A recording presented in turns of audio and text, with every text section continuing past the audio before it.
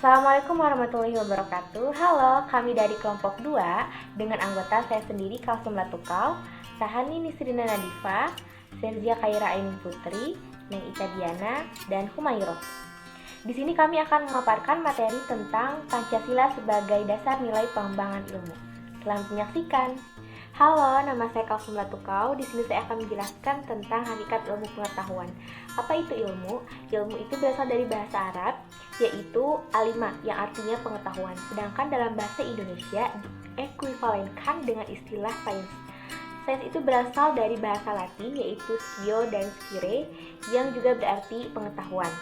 Ilmu mengandung 3 kategori, yaitu ada hipotesis, kemudian teori, dan dalil hukum. Hipotesis ialah dugaan pikiran berdasarkan sejumlah data. Apabila data tersebut valid, hipotesis itu akan menjadi teori. Jika teori mencapai generalisasi yang umum, maka akan menjadi dalil. Dan bila teori memastikan hubungan sebab akibat yang serba tetap, ia akan menjadi hukum. Selanjutnya, apa itu pengetahuan? Secara etimologis, pengetahuan itu berasal dari bahasa Inggris, yaitu knowledge. Dalam Encyclopedia of Philosophy dijelaskan bahwa definisi pengetahuan itu adalah kepercayaan yang benar. Dengan demikian, pengetahuan itu merupakan hasil dari usaha manusia untuk tahu. Sedangkan menurut Suwaidi, pengetahuan itu yang dimiliki oleh manusia ada 4, yaitu yang pertama pengetahuan biasa, pengetahuan ilmu, pengetahuan filsafat, dan pengetahuan agama. Nah, sekarang ilmu dan pengetahuan itu berbeda nggak sih? Tentu berbeda. Perbedaan tersebut dilihat dari sifat sistematisnya dan cara memperolehnya. Dalam perkembangannya, pengetahuan dengan ilmu itu bersinonim arti, sedangkan dalam arti material keduanya mempunyai perbedaan. Dalam hal tersebut, maka dapat dilihat bahwa ilmu itu sebuah pengetahuan yang berobjek, bersistematis, bermetode, dan bersifat universal.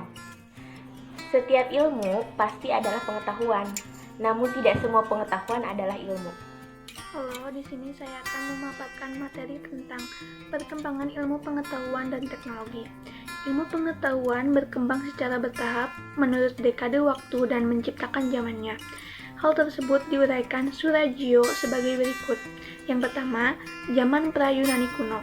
Pada zaman ini ditandai oleh kemampuan manusia menemukan abjad dan sistem bilangan alam, kemampuan menulis, berhitung, menyusun kalender, dan kemampuan meramalkan suatu peristiwa atas dasar peristiwa-peristiwa sebelumnya yang pernah terjadi. Yang kedua, zaman Yunani kuno. Yunani pada masa ini dianggap sebagai gudang dari ilmu dan filsafat, karena bangsa Yunani pada masa ini tidak lagi mempercayai mitologi-mitologi. Bangsa Yunani juga menumbuhkan sikap an inquiring attitude atau suatu sikap yang senang menyelidiki suatu secara kritis. Yang ketiga, zaman abad pertengahan. Para ilmuwan pada masa ini hampir semua adalah para teolog, sehingga aktivitas ilmiah terkait dengan aktivitas keagamaan. Yang keempat, zaman Renaissance. Zaman Renaissance ditandai dengan era kebangkitan kembali pemikiran yang bebas dari dogma-dogma agama. Ilmu pengetahuan yang berkembang maju pada zaman ini adalah ilmu dalam bidang astronomi. Yang kelima, zaman modern. Zaman ini ditandai dengan berbagai penemuan dalam bidang ilmiah. Salah satunya adalah Isaac Newton dengan temuannya yaitu teori gravitasi. Yang keenam, zaman kontemporer abad 20 dan seterusnya. Zaman kontemporer ini ditandai dengan penemuan berbagai teknologi canggih, teknologi komunikasi dan informasi termasuk salah satu yang mengalami kemajuan sangat pesat. Mulai dari penemuan komputer, berbagai satelit komunikasi, internet, dan lain sebagainya. Dari uraian di atas dapat disimpulkan bahwa perkembangan iptek yang saat ini terjadi berawal dari dunia barat dan mengakhiri masa kegelapan atau the dark age, dan lahirlah era yang disebut sejarah Renaissance dan humanisme. Setelah ilmu pengetahuan yang terus berkembang, puncak dari pemikiran manusia yang disebut modern itu yakni lahirnya revolusi industri. Revolusi industri inilah yang menjadi cikal bakal adanya teknologi. Iptek sebagai asas pembangunan dan sebagai salah satu yang sejajar dengan bidang pembangunan lainnya, maka secara sadar kita mengakui dan Memahami betapa pentingnya iptek bagi kehidupan bangsa dan negara kita, terutama dalam menjamin kesinambungan pembangunan nasional. Kartasmita 1994-34. Relasi yang paling ideal antara iptek dan nilai agama serta budaya tentu terletak pada fenomena-fenomena pertama, meskipun hal tersebut belum bisa berlangsung secara optimal, mengingat keberagaman agama dan budaya itu sendiri. Oleh karena itu, dibutuhkan sikap inklusif dan toleran di masyarakat untuk mencegah timbulnya konflik. Untuk itu, komunikasi yang terbuka dan egaliter diperlukan dalam berkehidupan bermasyarakat, berbangsa, dan bernegara. Pancasila sebagai ideologi negara merupakan kristalisasi nilai-nilai budaya dan agama dari bangsa Indonesia. Pancasila sebagai ideologi bangsa Indonesia mengakomodir seluruh aktivitas kehidupan bermasyarakat, berbangsa, dan bernegara. Oleh karena itu, perumusan Pancasila sebagai paradigma ilmu bagi aktivitas ilmiah di Indonesia merupakan sesuatu yang bersifat niscaya.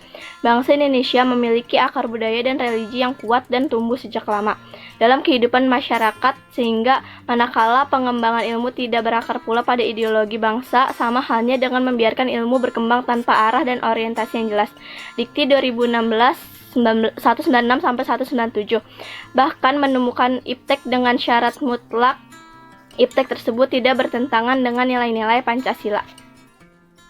Perkenalkan, saya Tahani akan memaparkan tentang urgensi Pancasila sebagai dasar nilai pengembangan ilmu.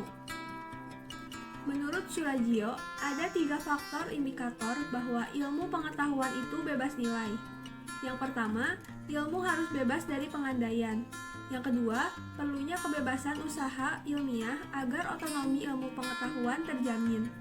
Yang ketiga, penelitian ilmiah tidak luput dari pertimbangan etis.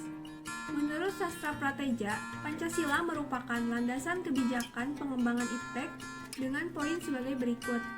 Yang pertama, pengembangan iptek harus menghormati keyakinan religius yang ada pada masyarakat. Yang kedua, iptek ditujukan bagi pengembangan kemanusiaan. Yang ketiga, iptek merupakan unsur yang menghomogenisasikan budaya. Yang keempat, iptek harus merata ke semua masyarakat. Yang kelima, kesenjangan dalam penguasaan iptek harus dipersempit. Konsep Pancasila mengacu pada beberapa jenis pemahaman. Yang pertama, iptek harus tidak bertentangan dengan Pancasila. Yang kedua, iptek harus menyertakan nilai Pancasila. Yang ketiga, nilai Pancasila berperan sebagai rambu normatif bagi iptek di Indonesia. Yang keempat, setiap pengembangan iptek harus berasal dari budaya dan ideologi bangsa Indonesia itu sendiri. Saya akan memaparkan tentang alasan diperlukannya Pancasila sebagai dasar nilai pengembangan ilmu. Yang pertama yaitu pluralitas nilai yang berkembang dalam kehidupan bangsa Indonesia saat ini, seiring dengan kemajuan iptek dapat menimbulkan perubahan kehidupan. Yang kedua, kemajuan iptek saat ini dapat menimbulkan dampak negatif di masa yang akan datang. Yang ketiga, perkembangan iptek ini didominasi oleh negara-negara barat dengan politik globalnya yang dapat mengancam nilai-nilai kepribadian bangsa Indonesia seperti nilai gotong royong, musyawarah, solidaritas, dan nilai spiritualitas. Sementara itu, Pancasila dijadikan dasar pengembangan ilmu pengetahuan dan teknologi karena yang pertama, kerusakan yang terjadi akibat adanya perkembangan iptek dapat mengakibatkan risiko rawan bencana bagi generasi yang akan datang, dan penggunaan benda berteknologi yang menggantikan peran-peran nilai luhur serta gaya hidup lokal yang menggantikan nilai-nilai lokal. Pengembangan ilmu dan teknologi ini harus senantiasa berorientasi pada nilai-nilai Pancasila. Kemudian selanjutnya dinamika dan tantangan Pancasila sebagai landasan dasar pengembangan iptek. Yang pertama yaitu kapitalisme yang menguasai sebagian besar perekonomian dunia termasuk Indonesia. Yang kedua, globalisasi menyebabkan lemahnya daya saing Indonesia dalam pengembangan iptek. Yang ketiga, konsumerisme menyebabkan Indonesia menjadi pasar bagi produk negara lain yang lebih maju. Yang keempat yaitu pragmatisme yang berorientasi pada 3 ciri, yaitu workability atau keberhasilan, satisfaction atau kepuasan, dan result atau hasil.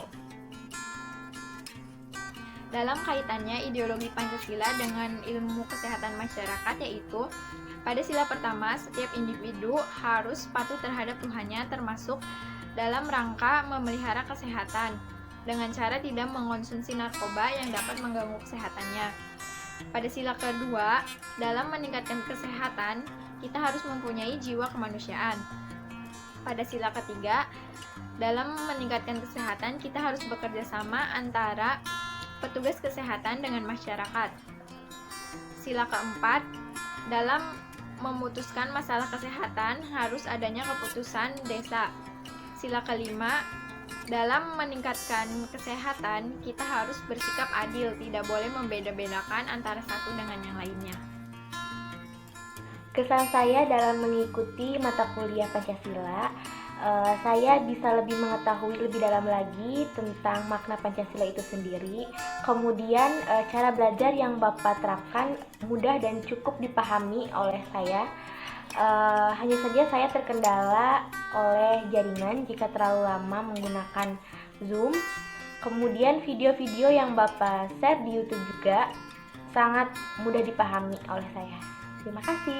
Kesan saya selama pembelajaran Pancasila ini adalah saya mendapat ilmu Pancasila secara mendetail dibanding ketika pembelajaran saat saya SMA dulu. Dalam pembelajaran Pancasila ini juga tidak hanya membahas teori-teori, tetapi juga diiringi dengan diskusi tentang penerapan Pancasila di Indonesia saat ini. Dalam waktu pembelajaran pun, Bapak Adi juga suka melontarkan candaan-candaan agar kami tidak bosan dan tidak mengantuk. Dan saya sangat berterima kasih kepada Bapak Adi yang telah memberikan ilmunya kepada kami. Semoga kami bisa mengamalkannya dalam kehidupan kami ini. Kesan saya selama belajar pendidikan Pancasila adalah saya mendapatkan ilmu Pancasila secara nyata. Tidak hanya berdasarkan teori-teori, tetapi diiringi dengan diskusi dan contoh dalam kehidupan nyata. Kesan pembelajaran pendidikan Pancasila menurut saya cukup menyenangkan, karena pembelajarannya tidak monoton dan tidak berpusat pada buku saja, tetapi pada sumber lain seperti konten YouTube tentang Pancasila dengan narasumber yang berbagi ilmu. Kesan saya selama 1 semester belajar mata kuliah pendidikan Pancasila yaitu saya dituntut belajar mandiri dengan membaca buku atau menonton video. Kemudian apabila ada hal-hal yang tidak dimengerti, saya dapat mendiskusikannya bersama dengan teman kelas dan pengajar. Sekian yang dapat kelompok kami paparkan, semoga dapat diterima dengan baik. Kurang dan lebihnya kami mohon maaf. Wassalamualaikum warahmatullahi wabarakatuh.